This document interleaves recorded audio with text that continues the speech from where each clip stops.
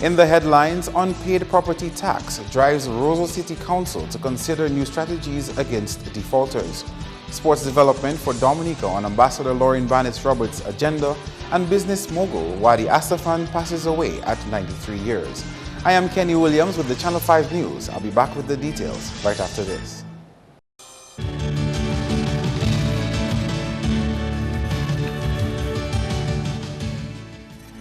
First up, residents of Rosal and environs are being warned that new strategies are being considered for the new year to clamp down on those owing house and land taxes. Acting CEO of the Rosal City Council, Thomas Baptist, told Channel 5 News one of the possible measures is preventing individuals who owe from leaving the state. For instance, we can look at the Tax Collection Ordinance, Chapter 6601, whereby an order from the Financial Secretary or the local government commissioner takes certain actions against defaulters of rates. You know, the CEO of the Rosal City Council also can, by notice, instruct the immigration officers in the state to prevent any person in default of taxes, you know, to prevent them from leaving the state. We also have the option of a lawsuit against anyone who's in default of the rates. So we try our very best to speak with the public, let them know the ratepayer, in fact, let them know, okay, well, look, you know, we don't have to do that. We can do it if you are, in fact, in contravention of certain of the sections of our laws. Baptist explained that there seem to be misunderstandings where people believe that assessment of properties only apply to Rosal Central. From Kole, for instance, and you are to assess a property in Fokole, they say they do not live in Rosal. But the truth of the fact is that Fokole is in fact in the city of Rosal. Rosal Central, as you know, it is just simply Rosal Central. So the boundaries of the city of Rosal, as I defined earlier, that anybody who lives or falls within that jurisdiction, you know, must in fact pay the rates. The average rates payable by any premises within the city of Rosal is $150 yearly, the cheapest rate in the OECS. Dominica's recently appointed permanent representative to the United Nations has put Dominica in a position to be able to benefit from sports equipment and infrastructure. Her Excellency Lauren Bannis-Roberts told Channel 5 News that Dominica is now a member of the group of Friends on Sport for Development and Peace. The body is an informal intergovernmental platform around permanent representatives to the UN in New York, aiming to encourage UN member states and the UN system to integrate sport actively into their policies and strategies. Bannis-Roberts was at the time on a visit to the island when she spoke to Channel 5 News.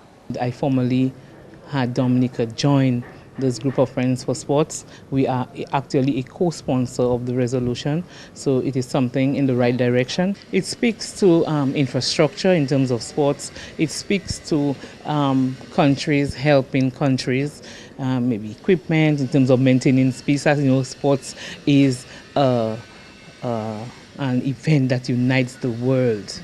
It is something that transcends political boundaries, cultural boundaries, and if we can use sports as a means of uniting our people around the world, we see it as achieving peace around the world as well. Sports is my forte, and of course I will be approaching most of the other 47 countries who are members of the group of Friends for Sports to see how best this association, to this organization, can be of mutual benefit to the country. Her appointment took effect on August 1.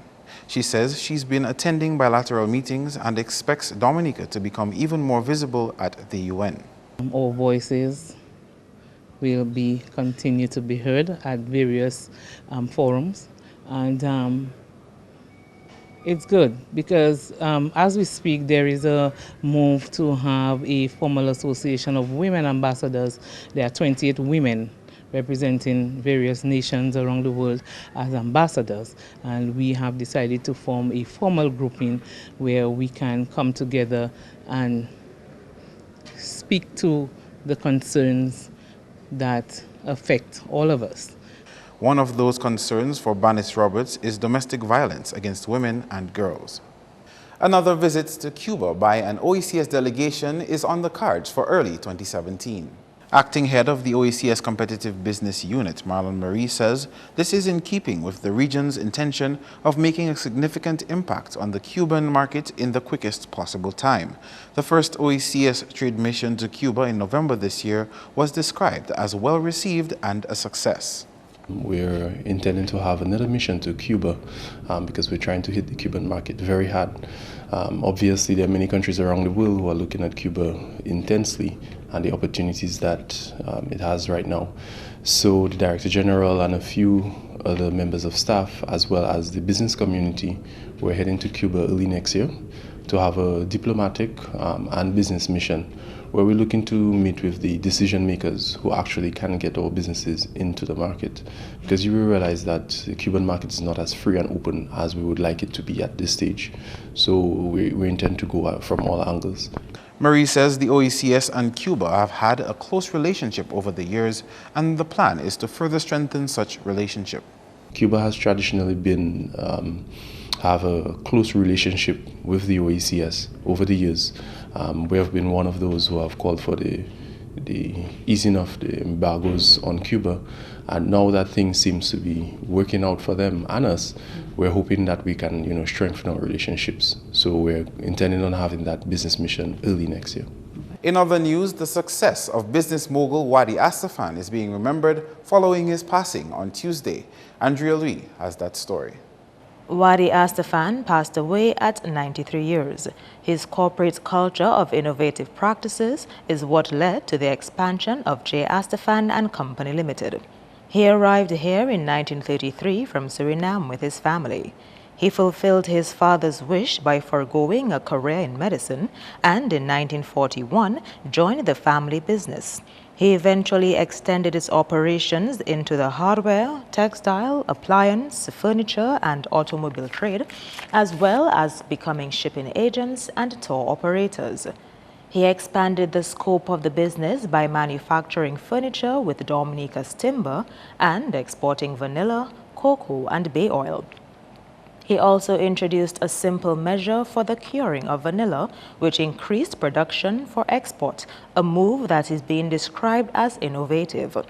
In 1960, he converted a property which housed a guest house to the business's head office, supermarket, and departmental store. He was also a sportsman, having been an opening batsman on the national team for several years, a forward line for the Phantoms Football Club in the 1940s, and tended goal for the Eagle Football Club. He also led cricket teams to play goodwill matches in other islands. Together with Dr. Desmond McIntyre, he pioneered the Dominica Sports Association. He was instrumental in raising funds to build a wall to protect the Windsor Park from the ravages of the Roseau River. Other notable achievements were fundraising drives to build a new wing for the St. Mary's Academy, his alma mater. He has been described as a strong and dedicated family man. Among his children is Senior Counsel Anthony Astafan. Andrea Louis, Channel 5 News. One of Dominica's Redemptorist priests can be credited for bringing the World Rivers Day celebration to Trinidad and Tobago. Here is Andrea Louis with more. Franklin Coffey, who served in Dominica over 30 years, had been serving in the St. Teresa Parish of Trinidad since July this year. Coffey was also an advocate for the celebration of World Rivers Day in Dominica for the past 12 years. During a visit to the island, Coffey spoke with Channel 5 News and says the celebration of World Rivers Day in Trinidad was a success, and this came about through his acquaintance with officials of the Water and Sewerage Authority of Trinidad and Tobago. We decided that we would try to get members of registered Adopt a River program. So like in Dominica, I suggested that we would have one site. I said that's how we do it in Dominica. But she said if we'd have one, after we met people, when they say having one site, it would be too crowded. You say on an ordinary day, one site would be crowded, and then we decided to go for 4. But we ended up with 20. As people keep coming, we had 20, and then we had to curtail the number because of the cost. So they saw it as an opportunity and they jumped at it. While in Trinidad, Coffee became acquainted with the Adopt a River program, which he hopes will be introduced and accepted in Dominica. I'm just coming from the forestry and planning department, and they have decided to have an Adopt a River training program here in Dominica. I met with the National Youth Council. They too are on board. I'm hoping that we will be able to introduce that. In fact, we have been talking about hoping that the village councils, the communities will really adopt the rivers. But again, is saying one thing but doing it is something else. You know, really putting our money where our mouth is. World Rivers Day is observed every last Sunday in September. Andrea Louis, Channel 5 News. Coming up, the testimony of a murder convict behind bars, that and more when we return.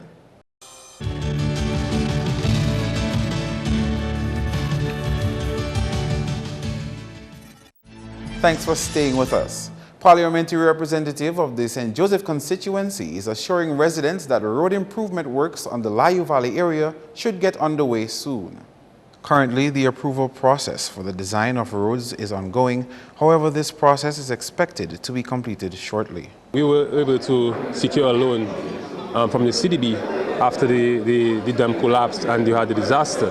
However, we have had to make some changes to the designs, and that has kind of put the project pushed it back for now. However, we continue to work, and we have the assurance that we will soon get the new designs in, and we will begin the actual works on the road aspect of the project, which will start from the Hillsborough Bridge to the New York Valley Bridge. Presently, construction work on the York Valley Bridge is ongoing, and Assistant Manager with the China Railway 14th Bureau Group Company Limited says the state of the roads does have an impact on the project. However, he is confident that once the roads are improved, work will advance more steadily on the bridge. 我们一开始来的时候也是没有什么基线，没有什么的，这个道路有好多地方比较窄的地方，现在已经拓宽了，这个问题不大了。另外就是这个道路，因为包括环境土公司，包括就是我这集装箱运输的，都要求这个路要平整，都每次都要求我们要把路修平整，修平整。这是一个相对比较困难一点的，其他的，除了水就是这个了，其他的没有什么困难。 Okay. Apart from the rain, the only other thing that is going to interrupt the works is the road, because every time the container trucks are coming up, the cement trucks are coming up, they all require the road be really smooth and flat, but it's not possible. And according to him, we only came to repair the bridge and not the road. And so if every time we have to keep repairing the roads, some areas were a bit narrow and they have already extended it, opened it up a bit. But apart from that, there is nothing else that's going to interrupt the work. Daru says the overall Layou Valley Improvement Project will also help with the constituency's tourism product. This project is very important, and I think when it is completed, it will also add to the overall aesthetics of the entire Layou Valley area. As you're aware, the area is also utilized as a tourism facility with the Layou River. So you have a number of tubing companies, you have a number of tourists who come down from that valley to go to for a bath in the river and so on, the vendors in that area and so forth. So I believe in general we will see the improvements to the products in that area. Director General of the Dominic of Red Cross Society, Kathleen Peanut-Byrne, will aim to make the institution more financially sustainable in the new year. Peanut-Byrne said it's been difficult to receive full funding from the International Federation of Red Cross to properly sustain its operations. The original appeal launched by the Federation was in excess of 900,000 Swiss francs. We received 63% of that. So there were certain activities which we had to downgrade because the funding was not fully available. The Federation launches an appeal for donors in the EU, and there are disasters going on worldwide. So it is not uncommon for appeals not to be fully funded because disasters are increasing. There are more conflict situations which all these governments of the EU are subscribing to. On top of that, she said local donors are hard to come by. I mean, during times of disaster, we do receive donations. You know, persons are going to, open the purse strings to provide donations. But in normal times, we are always financially challenged. Some persons tend to think that because we're part of an international organization that we are supported by the Federation. Quite the opposite. We pay annual statutory contributions to the Federation and to the ICRC. So we do receive technical support in terms of providing training, but we're not supported in our day-to-day operations. The bulk of its budget since the 2015 tropical storm Erica was also spent on relief aid for some 30,000 affected people. There were other unforeseen incidents which required us to supplement these funds. For instance, we do not have a store warehouse, and so we had to rent Quakers Coconuts as our warehouse. This appeal fund covered 7 months, and subsequently the items that we had in there had to be rehoused, had to be kept at Crazy Coconuts at an additional cost until our storage capacity had the construction of an extension to our storeroom was completed. We did use bilateral funds that were received to our donation account to supplement the appeal funds that were received. Murder convict Clarence Luis has expressed remorse as he serves a 12-year prison sentence for stabbing a Girardel woman to death. Luis had pleaded guilty to the 2012 Independence Day murder of 75-year-old Marvelyn Robinson at her Girardel home. He recently participated in a drug education workshop for prisoners at the state's prison, where he said he wished this was all a dream. One drink, one joint leads to one blank, one bomb. And this affects not just one life, but an entire family, an entire generation is wiped out. So we need to stop the beast, and there's more than one way to do this. We can choose to learn from the mistakes we've made from day to day. We can choose to learn from me. Learn from me. Learn from me, learn from my mistakes. There is not one day that passes by that I do not wish I could go back in time. I still wish that I could wake up one day and all this is nothing but a dream. But life isn't like this, and we have no choice but to live with the mistakes that we have made. Luis told the prisoners their mistakes should not cause them to give up hope. He admits that attraction to the pleasures of life led him to his current situation. I know the world. I know the pleasures of the world. I know it entices or it calls and shouts to you. I know because I've been there. And what we once loved now becomes our norm. What we once said that we'll never do now becomes our daily lifestyle. Look at me. Look at my situation. Learn from me and the life that I've lived. Live in this world but don't be part of it. There's nothing wrong in being different. Most of all, honor God and keep His commandments, and will surprise you where this will lead you. Stay drug-free. And the annual Miss Noel pageant is on again, and 5 contestants will compete for the title on Friday. Cursia Alfred, Shomaya Jovrier, Akela Francis, Michaela John Baptist, and Malaya Ferrara will compete in 3 different segments, namely talent, casual wear, and party dress. The show will be held at the Scots Head Primary School. Assistant Youth Officer Melissa John Luis is part of the planning committee. The show is not only about coming and pose or model, but the show is about showing the children, telling them about Christmas and Jesus' birth, because we have a theme for the show which is keeping the communities of Scots Head, Sophia and Gallia clean and green, because cleanliness is close to godliness, and we are celebrating Christmas, which is Jesus' birthday, so we want the children to always remember that theme as they showcase the different talents. The sports highlights comes up next.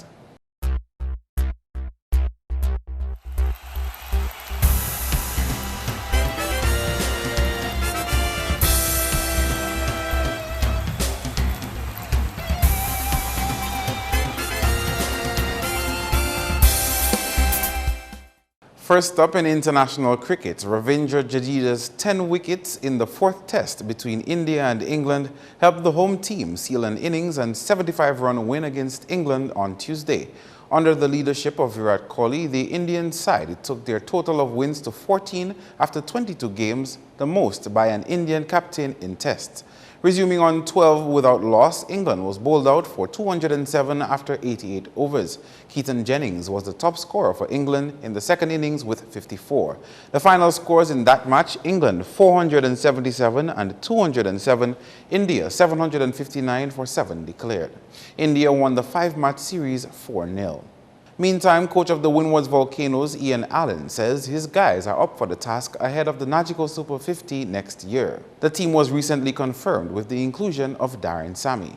The Windward Island Volcanoes Super 50 team for next year's tournament, I think, is a well-balanced team. It's a team of a lot of experience and some developing players with a lot of talent. I think also you have a lot of performers in this squad. Of course, the quality of the players over the years who would have won matches for the Windward Island indicates that there is a lot of match winners in the team. So I think it's a good team going into the Super 50 tournament. It's just a matter of practice what they want to execute in the game, and continue to work and support each other whenever that time comes. In regards to Darren Sam's inclusion in the team after 3 years or so, I think it's a good addition, mainly because of the fact that he has been playing cricket in recent times, and the wealth of experience that he has and gained over the years. That will be a plus to the team in terms of the batting, the bowling, and the fielding. And obviously, he has been in the captain role over the years, and he will give the captain, I would assume, a lot of support in that regard. The squad reads Liam Sebastian, captain, Devon Smith, Tyrone Theophile, Johnson Charles, Andre Fletcher, Kavem Hodge, Sonal Ambrose, Shane Shillingford, Kyle Mayers, Mervyn Matthew, Delron Johnson, Darren Sammy, Ardy Alexander, and Kesrick Williams. On the football scene, 3 matches are on this week in the National Leagues of the Dominica Football Association. In the DFA Premier League on Wednesday, Petro Caribe Point Michelle will come up against Caribbean Cool Harlem United at the Windsor Park Sports Stadium from 6 p.m. In the Division 1 League on Thursday, Maho Soccer Strikers will do battle with Skerest Northeast at Benjamin's Park. At Portersville Savannah, Club Lubia will face off with Bath Estate FC. Both matches begin at 6 p.m. Meantime, 4 players from Boston Warner and 1 from Gully Dream Team have been issued match bans after meeting with the disciplinary committee. Sheldon Pierre has been banned for 6 games, while Ern Bruno, Darwin Augustine, and Erwin Bruno have been banned for 2 matches each for misconduct in the recent MV Maxon Obamas versus Boston Warner match. Kwame Anthony of Gully Dream Team received a 1-match ban for knowingly representing 2 clubs in the same division. Meanwhile, a number of players will miss their next match after receiving their 3rd red card. They are Shern Daly of Exodus FC, Brian Nelsie and Marcellus Raffol of Point Michelle, and Kasim Peltier of Caribbean Cool Harlem United. Judah Xavier of the Point Michelle team has been suspended with immediate effect pending a hearing from the disciplinary committee for his behavior in the recent Exodus FC versus Petro Caribe Point Michelle game. Next up, the sports division announced a 31-man squad for training ahead of the Windward Islands Under-15 cricket tournament carded for next year. St. Lucia won the 2016 tournament for the 3rd time when they defeated Grenada by 85 runs. The victors finished on 10 points, Grenada 7, St. Vincent 5, and Dominica in the cellar position with 2 points. Training for possible selection to the squad begins on Tuesday and will continue on Wednesday at the Windsor Park from 9:30 a.m. The Windward Island Cricket Board determines which country hosts the tournament. Still in local sports, the Cycling Association will host its final race for the year on Boxing Day. The event will be a platform for other cyclists to compete for the first place position, since renowned racer Hayden Mills will not be taking part. We will have a race on the 26th of December 2016, and this is the final race for the year. The other thing I must say is that those Hayden Mills will not be participating this time around because he's overseas. So I say this because it's an opportunity now for somebody else to to emerge the anticipated winner. Having said that, we're putting every system in place to accommodate the race, and that, again, we are sending out a strong message that persons who are participating in the race must ensure that they have the necessary proper gear to ride, and that would include your gloves, your helmet, and a proper bicycle. Having said that, too, we are also accommodating both racers and mountain bikes because of the limitation of racers, in Dominica. He says the second race will have a similar route, but with slight changes. Basically, it will be from Roseau, like the last time, Roseau to Layu and back. But this time there will be a little tweak to it in terms of a little challenge, because we're looking at the races, the cyclists, looking at going up Goodwill, Center Roma, and back down. So that last journey, that's the final leg up that hill, we figure might be very challenging, and we're looking forward to see how the cyclists, take up that challenge. The race is carded for December 26 at 2 p.m. Finally, in sports, President of the Dominica Special Olympics Committee, Andrews Irish, says plans are on the cards to form a new executive before the end of the year. This as the National Special Olympics body seeks to fill its various voluntary positions.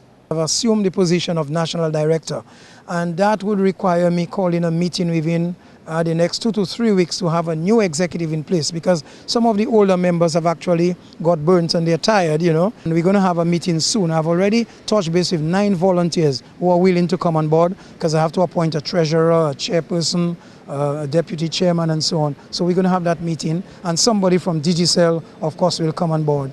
And I can tell you, Special Olympics, the next big games, the World Games is in 2019 in somewhere in the Arab Emirates, and certainly Barbados started planning, Trinidad started planning, so Dominica, we want to move into our planning stage and our strategic plan so that we can ensure that we have athletes, at least 1 or 2, if not 5, to represent us at the next World Games in 2019. The Dominica Special Olympics have been in existence since 1998. That's all the sporting highlights for now. Join us again next time.